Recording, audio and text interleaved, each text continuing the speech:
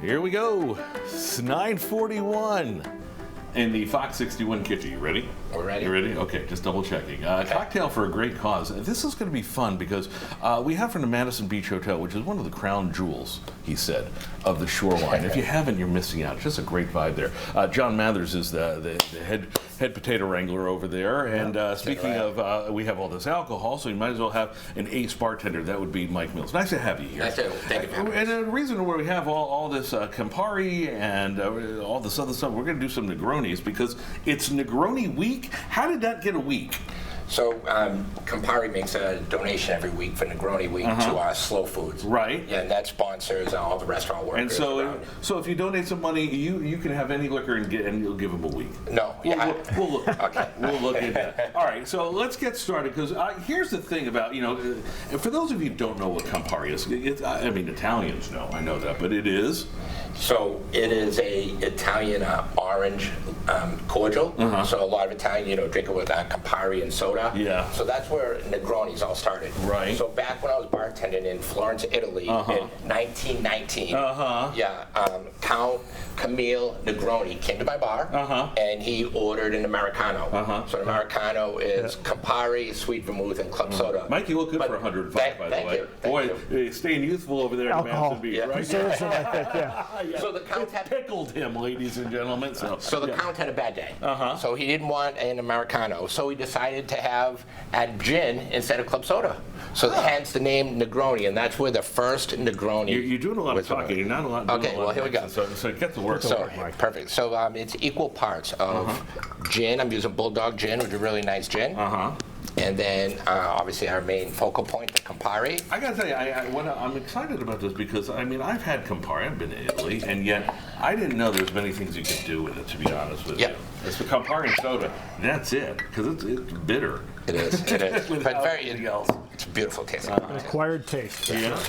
Well, while he's fixing that up, John Mathers, talk about your bar for a second over there at the Madison Beach Hotel, because every time I seem to go, it's full of folks, and you've got a good party vibe. And that's more for everyone than just a hotel goer. Oh, absolutely, open to the public, sure.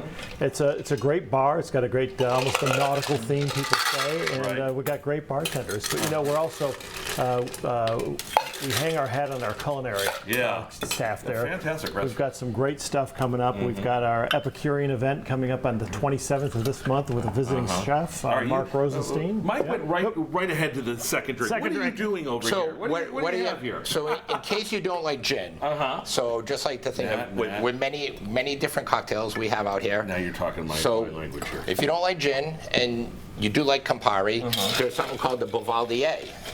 So a gin, the gin, the Campari, the sweet vermouth, you have a Negroni. And we should find out that, by the way, we should mention that we didn't see you pour the sweet vermouth. I'm sorry. Yeah, it's there. No, it's not your fault. It's my fault. I didn't ask. So. Well, you're thirsty. I got excited about the hotel. I know. You kept moving on. This is what's called a Boulevardier. So Boulevardier, you substitute bourbon with the Long Branch bourbon instead of the gin. Instead of the gin. All right. And as if that weren't enough, you can. I got one more. Yep. Kool-Aid instead of the Kool-Aid. What are you going to put in this one? This is good. So now we're going to do a Spagliato. Okay, so it's very similar, but you substitute Prosecco instead of your gin. These are all legit classic drinks. Yes, sir. And how come? And it's a testament to you because you seem to not only know the drinks but you know the history. How come I haven't heard of these? This sounds great. Especially with the Prosecco. How is say it again? Spagliato. How come that's not all over the place?